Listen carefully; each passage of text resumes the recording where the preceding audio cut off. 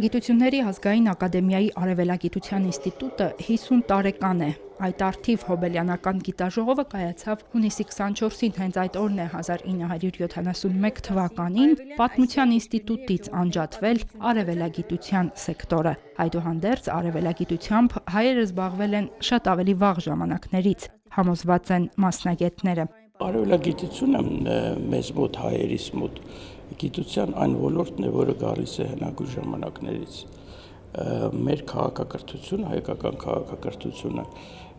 շատ յուրահատուկ քաղաքակրթություն է, զբաղեցնում է մի անցումային տեղ արևելքի եւ արևմուտքի միջև։ Եվ դա հնարավորություն է տվել հայ ժողովրդին իր տարբեր բնագավառի մասնագետների միջոցով արևմուտքին հասցնել գիտելիքներ արևելքի մասին։ Արևելագիտության ինստիտուտն ուսումնասիրում է մերձավոր եւ միջին արևելքի, Կովկասի, Արևելյան Ասիայի երկրների ու ժողովուրդների պատմությունը, սոցիալ-քաղաքական, միջազգային եւ տարածաշրջանային հարաբերությունները, մշակույթը, կրոնը, ազգային փոքրամասնությունների եւ էթնիկական խմբերի խնդիրները հնագույն ժամանակներից մինչև մեր օրերը։ Աշխարհագրական առումով նման ընտրությունը պատահական չէ, մերձավոր եւ միջին արևելքն ու Կովկասը Հայաստանը շրջապատող տարածքներն են։ Հայաստանի հին եւ նոր պատմությունը սերտորեն միահյուսված է ասորեստանցիների, բաբելացիների, խեթերի, պարսիկների, բյուզանդացիների, վրացիների, աղվանների, արաբների, քրդերի, թուրքերի եւ այլ ժողովուրդների պատմությանը։ Բացի այդ, արաբական երկրներում, Իրանում, Թուրքիայում, Վրաստանում եւ Հյուսիսային Կովկասում գոյություն ունեն հայ համայնքներ։ Կա երկու տարբերակ է, այսպես մաքուր արևելագիտություն, ասենք եթե մարդը զբաղվում է զուտ արաբագիտությամբ կամ զուտ իրանագիտությամբ, որը այսինքն եւ կա նաեւ այսպես այդ հայ արաբական, հայ իրանական, հայ թուրքական այդ շփումների ամբողջ հսկա սպեկտրը։ Սրանք առանձնացնել հնարավոր չէ եւ այդ երկու այսպես եթե կարելի ասել պայմանական ուղղությունները միշտ եղել են ու զարգացել են։ Գիտակցելով սա զարգ տանք իսկապես այս գիտությանը մեզանում, որը նորից եմ կրկնում, թե գիտություն է, թե հետազոտական բնագավառ է եւ թե նաեւ հիմք է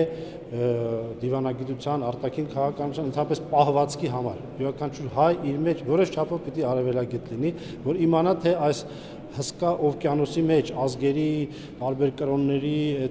մեր փոքրիկ ազգը ինչպես պիտի գոյատևի, ինչպես պիտի զարգանա, ինչպես պիտի իր տեղը հաստատի։ Արևելագիտության ինստիտուտը հրատարակել է 500-ից ավելի մենագրություններ, ժողովածուներ, մի քանի հազար գիտական հոդվածներ։ Լույսն արևելքից է ծագում կամ Ex Oriente Lux լատինական ասացվածքը Գիտությունների ակադեմիայի Արևելագիտության ինստիտուտի կարգախոսը չէր հիմնադրման պահից, բայց լիովին արտահայտում է արևելագետների առաքելությունը, թե նախկինում, թե հիմա։ Այստեղ է մեր բնորանը, այստեղ ենք մենք ապրում, մենք արևելքի ժողովուրդ ենք, եւ մենք պարտավոր ենք լավ ուսումնասիրել արևելքը, արևելքի ժողովուրդներին եւ միշտ պետք է հիշենք, որ մեր հայրենիքը մասն է այդ արևելքի։ Այն ինչ որ մենք ունենք մինչև 91 թվականը, բնականաբար դա որոշակի խորհրդային գաղափարների մեջ էր։ 91 թվականից հետո մենք ավելի ազատ եւ անկաշկավ ներգործում եւ սա մեզ հնարավորություն է տալիս նաեւ այսպես կապեր հաստատել, համաշխարհային մակարդակով տարբեր երկրների, տարբեր գիտական կենտրոնների եւ մեր հայագիտական, արևելագիտական մոտեցումները արտահանել, ներկայացնել եւ փորձել հնարավորինս մեր հայագիտական մոտեցումներ տարածել։ Նպաստում է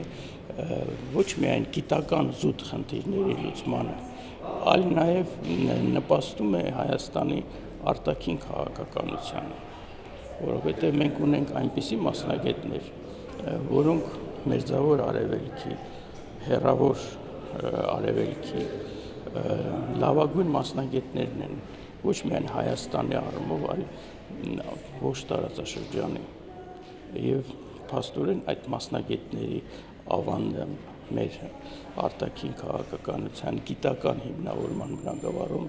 ես կասեի շատ կարևոր է։ Միջազգային գիտաժողովին մասնակցում էին մասնագետներ Վրաստանից եւ Ռուսաստանից, ինստիտուտի կողմից զեկուցումներով հանդես եկան բաժինների վարիչները։ Հոբելյանական գիտաժողովի ծրագիրը ինստիտուտի գիտական ուղղվածության լայն դիապազոններ ընդգրկել։ Սկսեցին ելույթները հին արևելքից, ապա անդրադարձան արևելյան աղբյուրագիտությանը, քրիստոնյա արևելքի միջնադարին, ապա նոր եւ նորագույն շրջանին։ Պատմաբան Կովկասագետ Ալեքսան Հակոբյանի զեկուցման թեման աղվանքում քրիստոնեության ընդունման ժամանակի վիճելի հարցի մասին էր։ Աղվանքի հարցերը այսօր ավելի քան հրատապ են, ակտուալ են։ Ադրբեջանը